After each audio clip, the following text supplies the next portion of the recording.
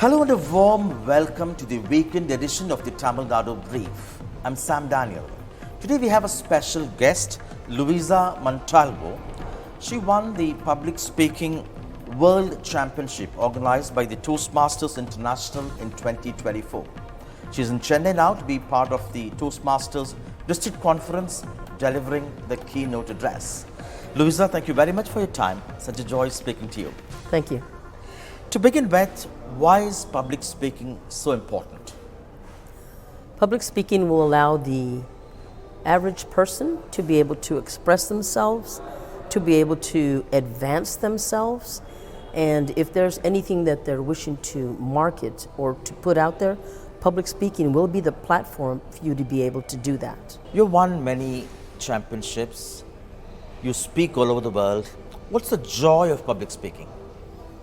The joy of public speaking is being able to motivate and inspire your audience. If you have the ability to write a good speech, your speech will do that. This generation witnesses a decline in reading, whereas one would believe to be a good public speaker, you ought to be a prolific reader. How does one strike a balance now? I believe if there's anything that I come across now that I don't know about, the beauty is I can pick up my phone, Google it, and research and find out anything I want to know about almost any topic, and the same with YouTube. I feel anybody now that has the advantage of being able to have access to Google and YouTube, there should not be a question of doubt to that they don't know so much more than they do. The world champion, do you use Chat GPT to prepare your speeches? I do not. I don't know what AI is, and I don't know what Chat GPT is. And I believe the beauty in that is that whatever you hear from me is authentically mine. I can give you the same speech 5 years from now. I won't have to look it up in a computer to see what somebody else put together. The pride I find in delivering something that is mine is that it's original and it's mine. I have the intelligence to be able to do that. If you use Chat GPT and AI for other reasons other than handing in a project, I understand it's beneficial. It does have its benefits. That's why everybody's using it right now. Again, being able to say, I did something, this is mine, it's authentic, that's where I find the joy of not having to use those forms of looking up information to actually put something together that was not mine. What's the risk of, say, delivering a speech written by Chat GPT? Many of my speeches involve personal stories. Right. And with a great speech, when you put a personal story in it, now your audience is able to relate to you.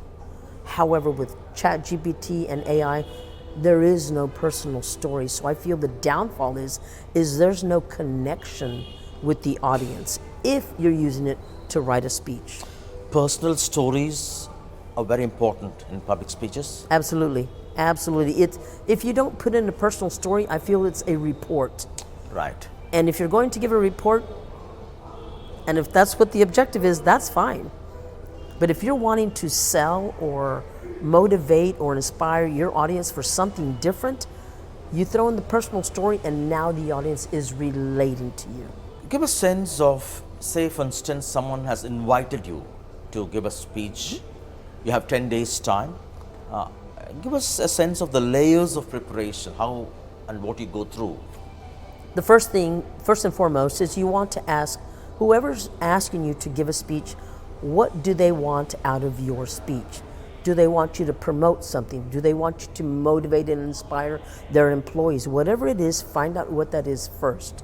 From there, think of a time that you had somebody promote something to you, or you had somebody motivate you or inspire you, and go back to that time and see if you have a personal story that you can put into the speech. And that's what I do. I have such a plethora of stories from growing up all the way through adulthood that I can extract any one of those, and then you start to mold. You start to get the reason why you're making it. You start with an intro and an ending that's going to impact and grab the audience's attention. In the middle of that, you sprinkle in your personal story, a little bit of humor, and always leave your audience with a message. That's so important. That's what they'll remember. Public speaking can be lucrative? It can be lucrative. In fact, anything can be lucrative. It's the way you approach it.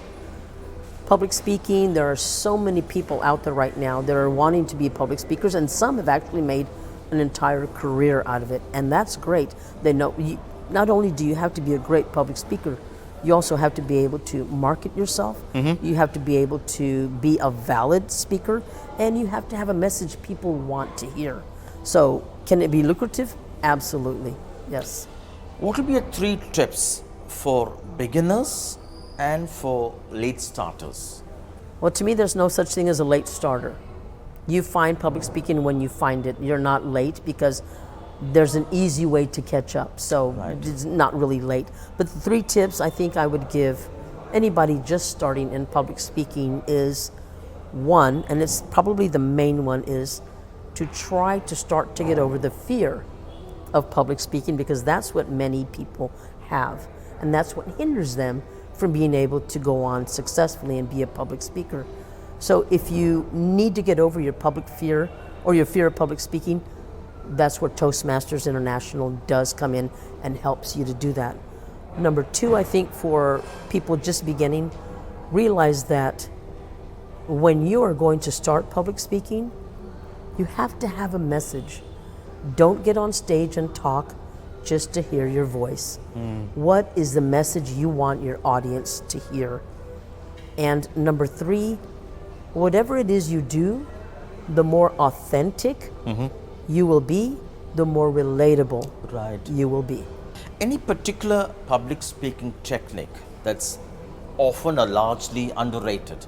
A technique that's underrated, probably being vulnerable and being authentic is probably underrated. I think vulnerable, when you take some hidden emotion you've had and you allow your audience to go on a journey with you when you experience that, I think that to me is important. It's rather underrated, because once you do that, your audience is wanting to relate to you and even sometimes empathize with you, and that's where they learn the lesson.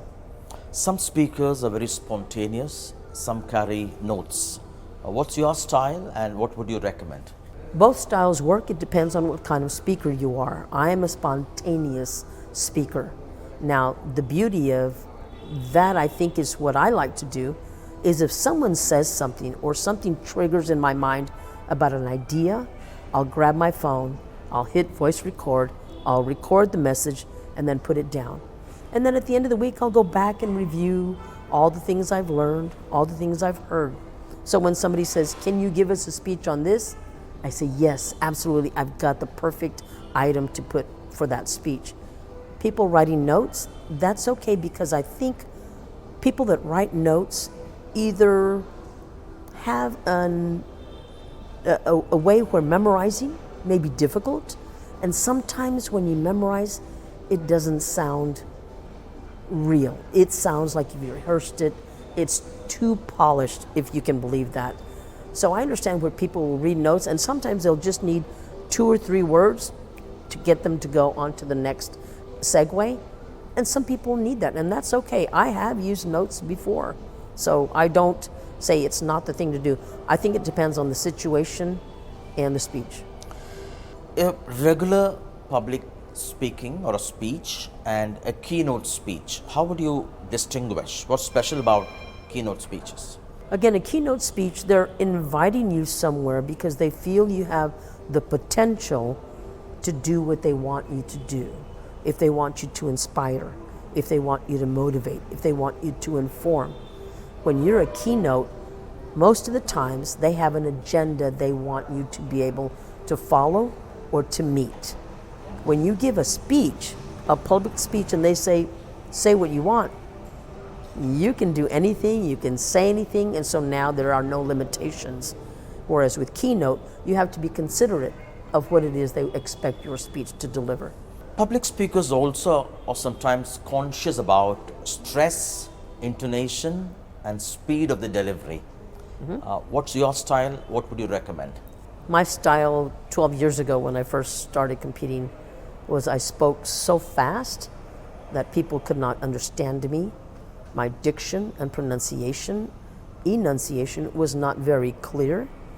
So I believe if you're going to say something, or if you're at a level where you're either competing or someone is paying you to do something, I think those are important factors to be able to deliver a speech eloquently, to be able to deliver a speech where everyone in the audience understands every single word you say, because sometimes the most important parts of your speech, I would hate for someone to say, "What did she say? I couldn't understand her." You never want that to happen. So that's what I think is important when it comes to that. One common fear among aspiring public speakers and even those who are in the business is that what if my mind goes blank suddenly? How does one tackle that? That actually happened to me back in 1990 when I was on the stage. I completely lost my entire train of thought, and I did what I thought I never would do. I apologized for making the mistake. I said, "I'm sorry, I have forgotten my speech." And I walked off stage. And just with that, the level of emotion that I was going through, people came up to me and said, "It's okay. It's all right, relax, there'll be next year, you can do this again." So just by me being honest and vulnerable, people will empathize with that instead of chastise you for it. So if you say, "I'm sorry, I have forgotten most of my speech, I do apologize," you've admitted to them now, so you have nowhere to go but up. You either remember the rest of the speech or you excuse yourself and walk off stage, and everybody's okay with you saying, "I'm sorry, this is what I did." Everybody's okay when you admit you made a mistake. Who is your role model in public speaking? I have a role model and I have a mentor. My role model was my mother, who put me in front of an audience of 200 saleswomen when I was the age of 10. That made me quickly lose my fear of public speaking because I thought it was something everybody did. I thought everybody got up in front of 200 women at the age of 10 and gave a speech. I've been trying to emulate her ever since then, and ironically, 6 weeks before the contest, she passed. So I felt I was on a bigger mission to see if I had to be so good she would be able to see me from wherever she was. My 94-year-old mentor in Toastmasters International, who was Phyllis Allen, was the one that kept telling me, "You can do better than this, you can do better, you can do better, reach higher, stop dreaming small, dream big." And she also told me to go and have fun. Whatever I was going to do, just have fun. And it was because of her mentoring that I believe I reached where I reached. You suffered an accident.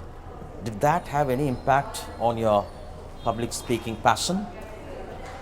It had an impact because I've never been oh, pity me, and I don't think I ever was, but it gave me a whole different perspective on life because I am always the one helping other people, and yet with this accident in a wheelchair, I don't have to say anything and people will come up and say, "Can I help you?" And it's very hard for me to accept help from anyone, much less strangers I don't know, but this kind of revived my image of what I thought the human race was all about. And I've realized that so many of us just want to help. So it's been an impact on me because Toastmasters International was all of that. Anything I needed, they wanted to help. My family all around the world, and I say all around the world because we are global. When I had the accident, I was getting cards and gifts and messages from everyone all around the world, Toastmasters involved. And that to me really helped me get through everything that accident brought upon me. You're part of Toastmasters International, who help aspiring public speakers around the world. What special quality, what kind of a change that good public speakers exhibit? The very first speech you give in a meeting, when you decide to give it at your own pace, of course, is called the icebreaker.